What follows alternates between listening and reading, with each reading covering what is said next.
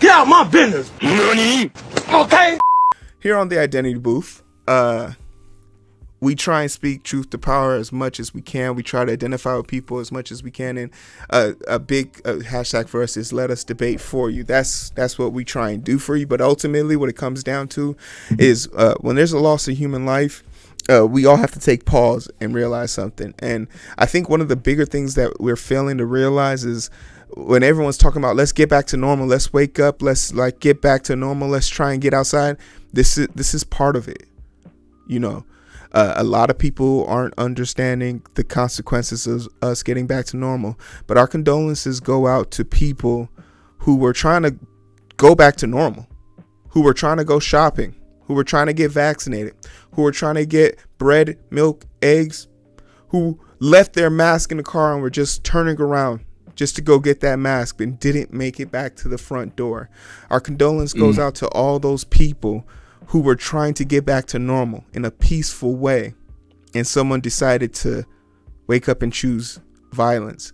And for that, we suffer. So our condolence goes out to those people. Eric, is there anything you want to say on their behalf?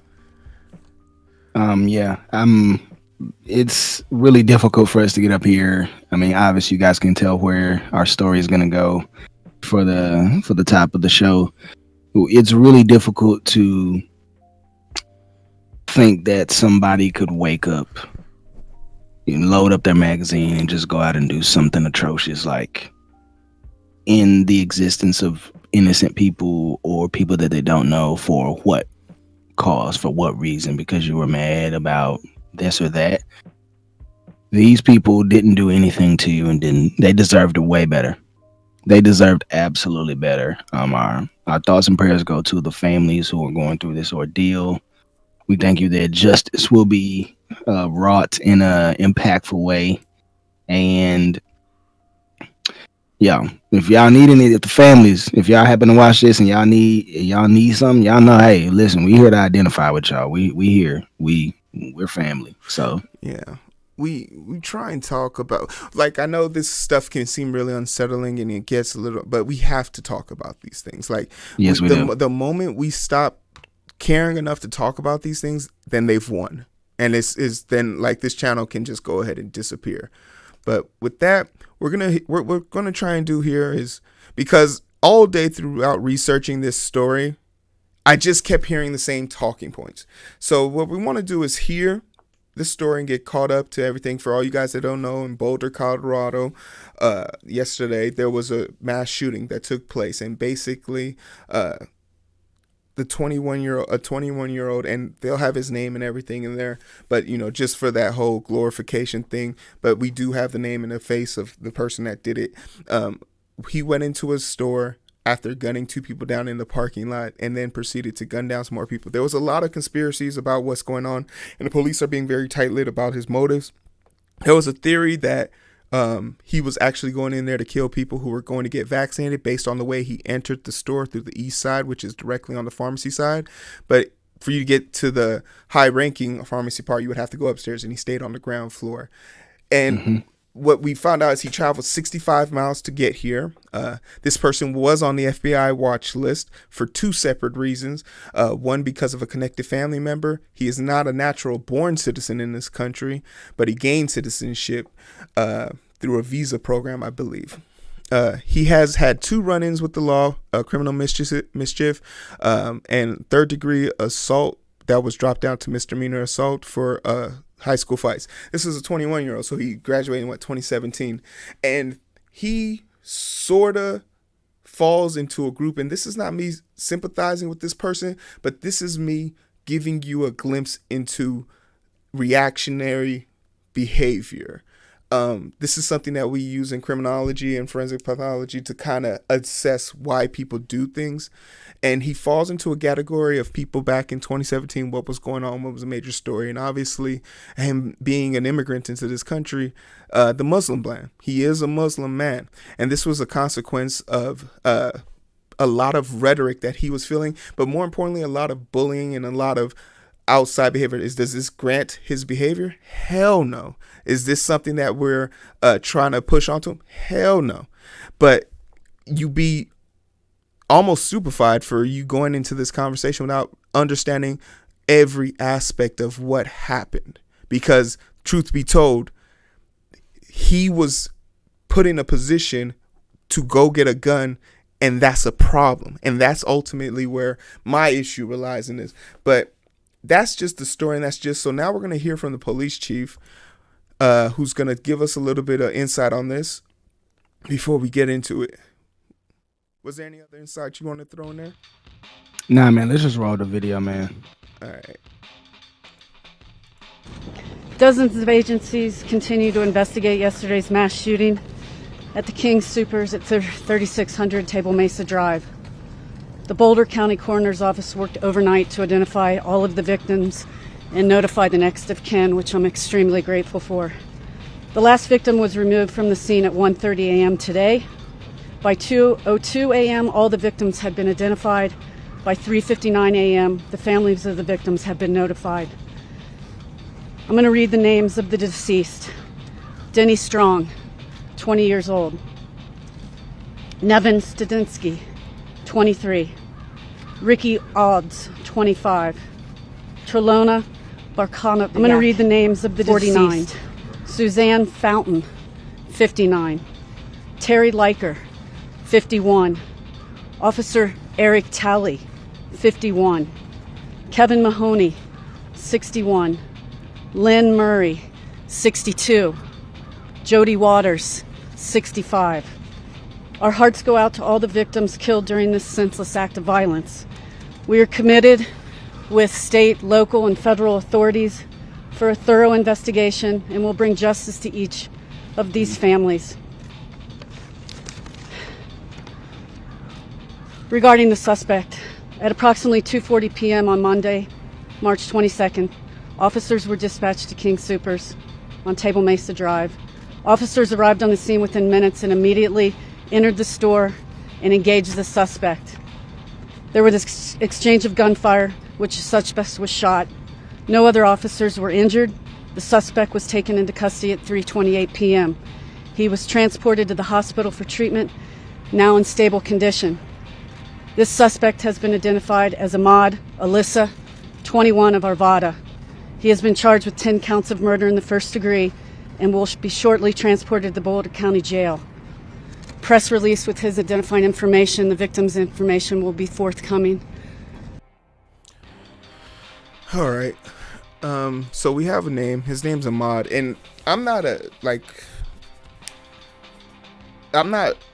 never going to hide these people's faces, because I think it does two things. And the names and the killers, it gives them cover. And I know people then use the counter like, well, then you're publicizing it. And I'm just saying, well, then let's do something about it, right? Let's do something about it. But and hold on, before you say that, I do want to be fair.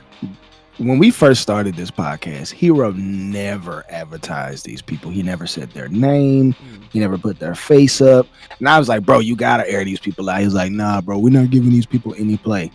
So this is reformed Heero. This is Heero like throwing his middle finger up and exposing these people. Because two things happened that became painfully clear. Uncle Pookie and Daquan, they don't get censored.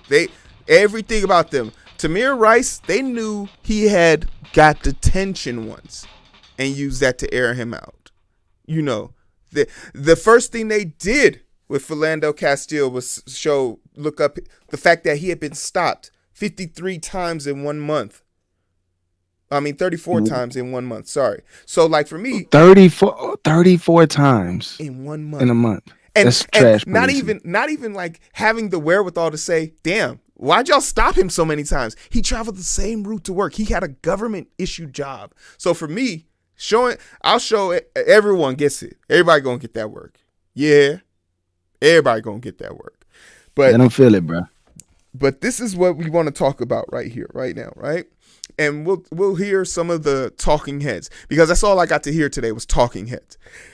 And I heard so much talking head stuff that I don't even want to talk about the talking head stuff, because it's the impression that they want. It's what they need you to do. This is their distraction tactic. Something happens after Sandy Hook where 10 kids were shot.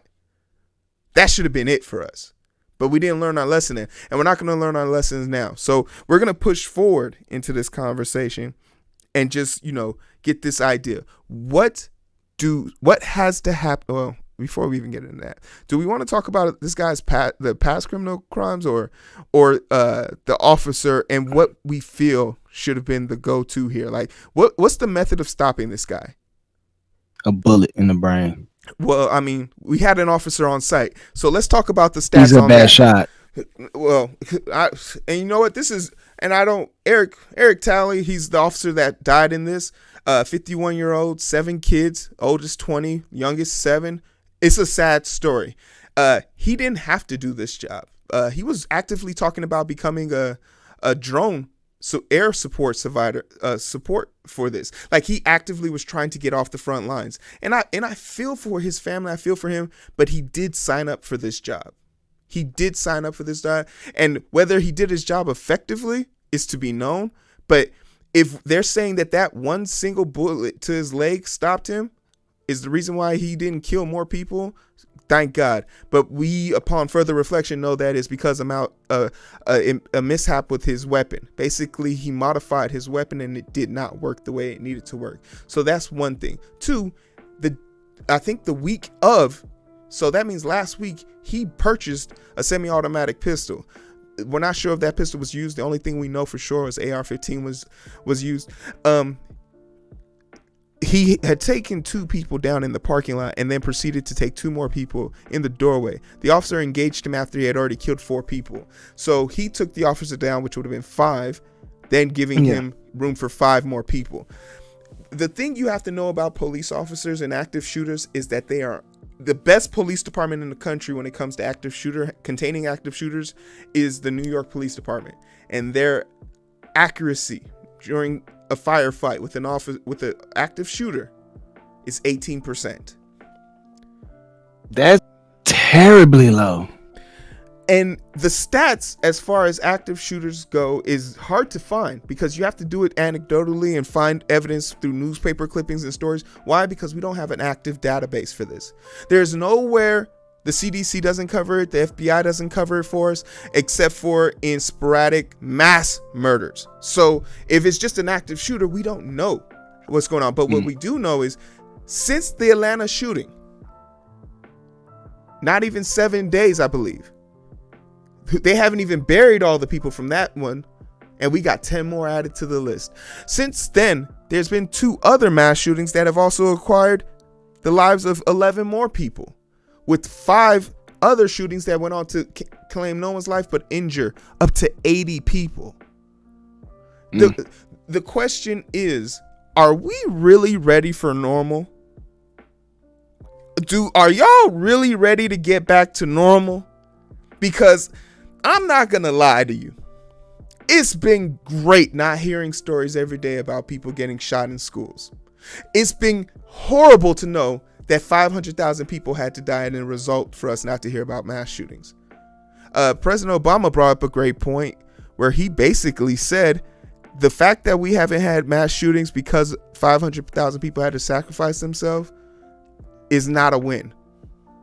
So today, I guess right now, we can talk about a plethora of things, such as stats comparing. Me and Eric were talking about New Zealand and how it's I did the math on it. It's 39.65. Texas is New Zealand makes up basically 39.65 of Texas, and they've managed to figure it out. Why have all these other countries managed to figure it out, but America refuses? And because it's not that we don't know how, we just refuse. And with that being said, we know that there's other people who have a playing part in the gun organizations and things of that nature. Like Colorado has had a horrible week because the NRA was praising just on Friday that they had lifted a ban on extreme magazines and assault style weapons. They had lifted that ban that was going to lapse, and they were praising it. And then on Monday a shooting happens and the NRA is nowhere to be found. So Eric, give us a little bit of insight into this whole idea of using Like, are you in agreement that these maximum capacity drums for weapons are necessary? Like, what is your feeling on this? If we're talking about are they necessary versus are they available, those are two different things. Oh no, we know they're available, but they're necessary. People buy them because they're available. If they weren't available and no one could get them, or you needed ATF clearance, like if, for instance, if you want to buy a suppressor in this country, you got to get on the ATF list. Why not put that for high capacity magazine? I'm not saying you can't get one, but you need the ATF and the FBI all up in your dirty hole. If you're out here, what reason do you need to own it? Is it because you can and you just want it because it's cool? I get it if you're going to the range and plinking around, but the absolute chances of you having to actually use a 30, 60, 100 round magazine in a legitimate firefight, save a military personnel, is extremely rare. America, in its 200 plus year history, has never, 250 years on nearly, and has never had a war on its shores since 1812. I mean, yeah. I'm just saying we have it's. I mean, I can't. I'm not, and I'm not talking about that. I'm talking about a legitimate army step foot on this soil, intending to do harm to anyone that was an American citizen. Hasn't happened since that time. That's what I'm saying. Like, this to me really is a non-issue. I get it. You have a Second Amendment right. I'm not infringing on that right. I'm very much a constitutionalist, but I don't need a 30 round magazine unless it's on my AR. My AR, the magazine just happens to hold 30 rounds because that's the way they make the magazine. But I don't need 30 rounds to handle business with a firearm. I'm just saying. No. I know exactly what I'm doing. The thing is, no one in this country, and we'll talk about this later, but let's give some of the talking points, and shout out to the Washington Post for putting this together, because it would have been a drag to clip all these together.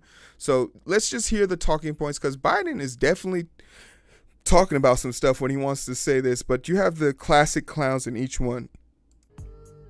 Another minute, let alone an hour, to take common sense steps that will save the lives in the future, and to urge my colleagues in the House and Senate to act. We can ban assault weapons and high-capacity magazines in this country once again. It's absolutely tragic. It's tragic. We cannot seem to finish grieving one tragedy before another takes place. It's a reminder that we must confront a devastating truth in the United States.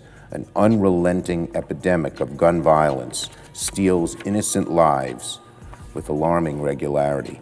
What I'm not attracted to is something that doesn't work. And there have been deep-seated philosophical differences between Republicans and Democrats about how to deal with gun violence. One thing we do know for sure is that these shooters are invariably mentally incapacitated. We can't let ourselves ever become numb to the pain, because we simply can't let this be accepted as anything close to normal occurrence. Any killing, whether by a gun or another weapon, is hard. That's something I agree with. But what some of my Democratic colleagues want to do is to basically get rid of the right to keep and bear arms to stop the killings. It is time for us to do something. And every time there's a shooting, we play this ridiculous theater where this committee gets together and proposes a bunch of laws that would do nothing to stop these murders. Enough thoughts and prayers. Now let's do something. This morning, one of the Republican senators, the junior senator from Texas, came in and called the hearing ridiculous theater. Well, I don't believe there's any part of it that was ridiculous. It was dead serious. These things are not going to stop, members. They're just not. I sat here for a quarter of a century listening. They don't stop. And if you give people the ability to easily purchase a weapon that can be devastating to large numbers of people, some of them will use that. There's no mystery about what needs to be done. Connecticut has shown, it has proof about what works, and it's worked in Connecticut. There's a lot that we don't know. There's a lot still unfolding from yesterday's events.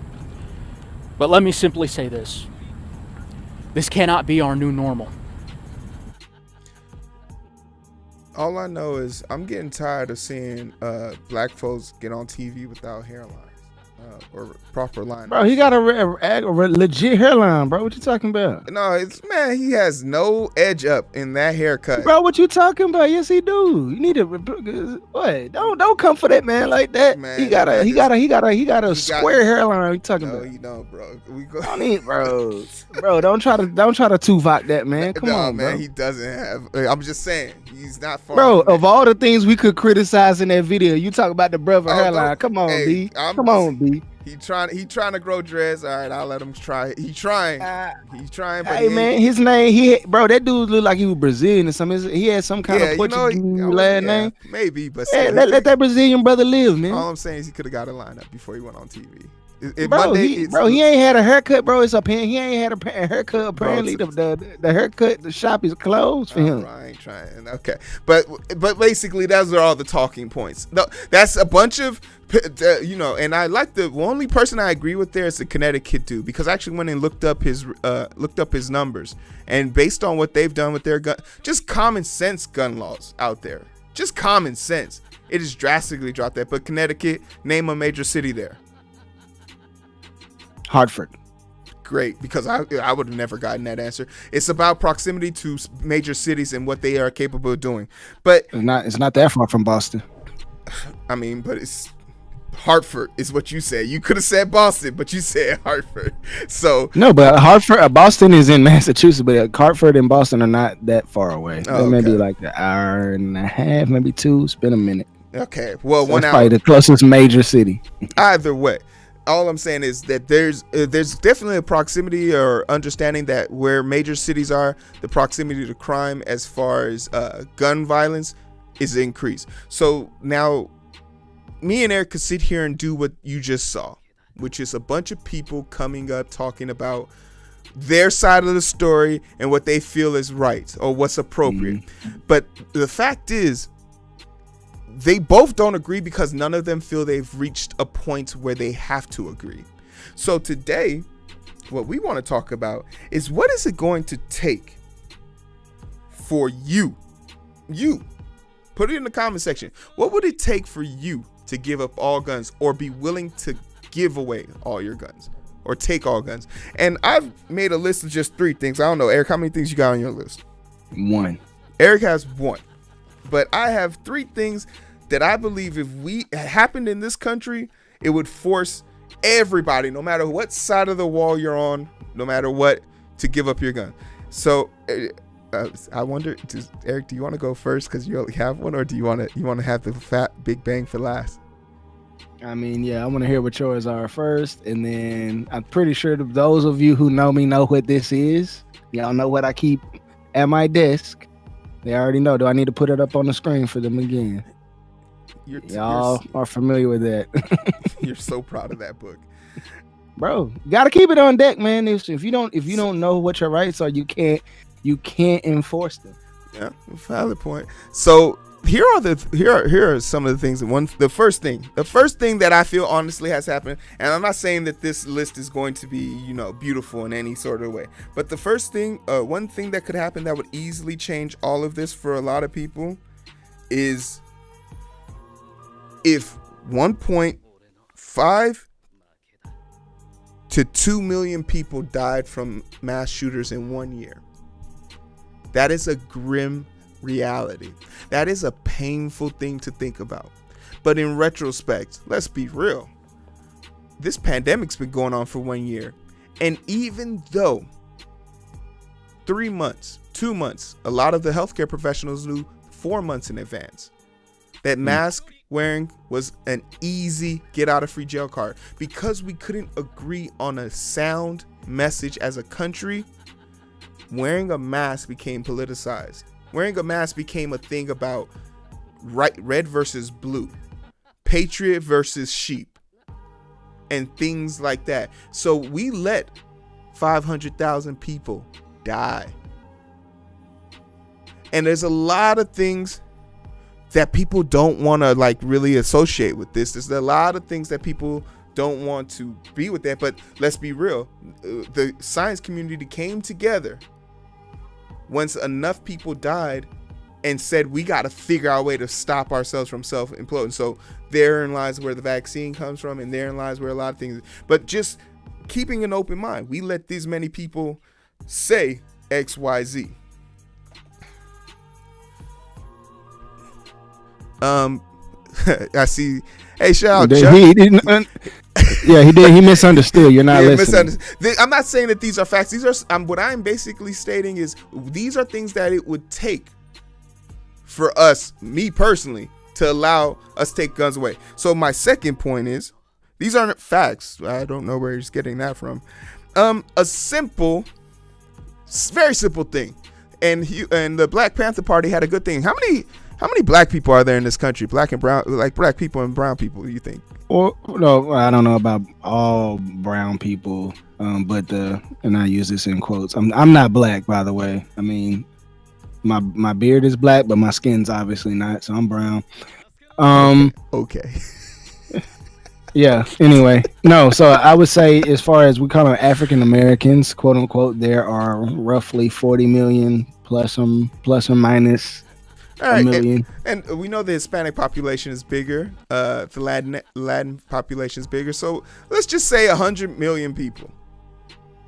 If 100 million people who are black and brown went out and bought AR-15s, I guarantee you within a month, all guns would be banned in this country. It's something we saw.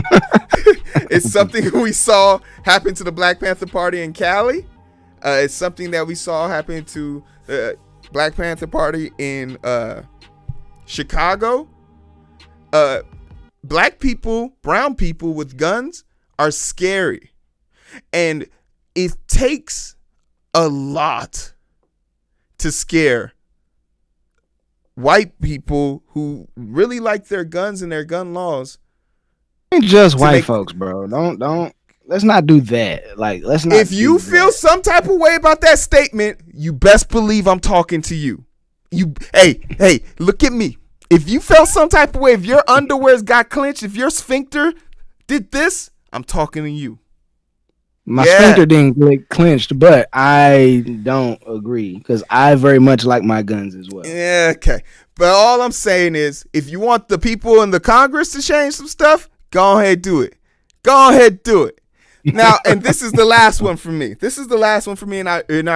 It might take some reaching. This is me reaching out there, out there. A far reach, like Stretch Armstrong reach. I have a theory that common enemies make people friends. This isn't really a theory of mine, but it's realistic, and I love seeing it play out. I love seeing people things draw people together. A horrible catastrophe draws people together. But the problem we have is that we're drawing in the wrong people. We need a group of people to continue to be fair. Like the Atlanta shooter was treated with kid gloves by comparisons to this guy. Now, I'm not saying kid gloves in the sense of how they were both detained. No, I honestly, I would hope that nobody detained by the police was ever shot and put in a body bag. But the way that they said that shooter had a bad day, and the way that they've made articles about this dude and how he was always short-tempered, quick to angry, had a lot of hostility because of his Muslim heritage. These are things that they put in an article one day after he was detained. The Atlanta dude had the right to give his own words. In his own words, say, I have a sexual deviant problem and that's why I did it. We haven't heard nothing from this guy. So the media has to do. So what we need to do is find a way of getting the media to get more people with power to change the laws and rules and regulations to be scared, to be terrified, to experience horrible things. And I'm not saying we should go do this. I'm not saying that we should be a part of this. But if there was a way for us to bring this violence to them, like instead of bringing it to the grocery stores, then we have. If January 6th had to happen every time somebody in Congress dropped the ball on passing a law that could have helped someone, I think that's okay. I think that's okay for them to constantly live in turmoil and fear and uncertainty of if this is going to be their last time going out, because, you know, that's what black people and every person of color has to fear and has to go through. So I think everybody in the country should enjoy being black for one day and just see what happens because me personally, a lot of people are saying like, oh, this shooting and this stuff it makes it hard for us to go outside. Oh, is just now getting hard for you to go outside? Damn, must be nice.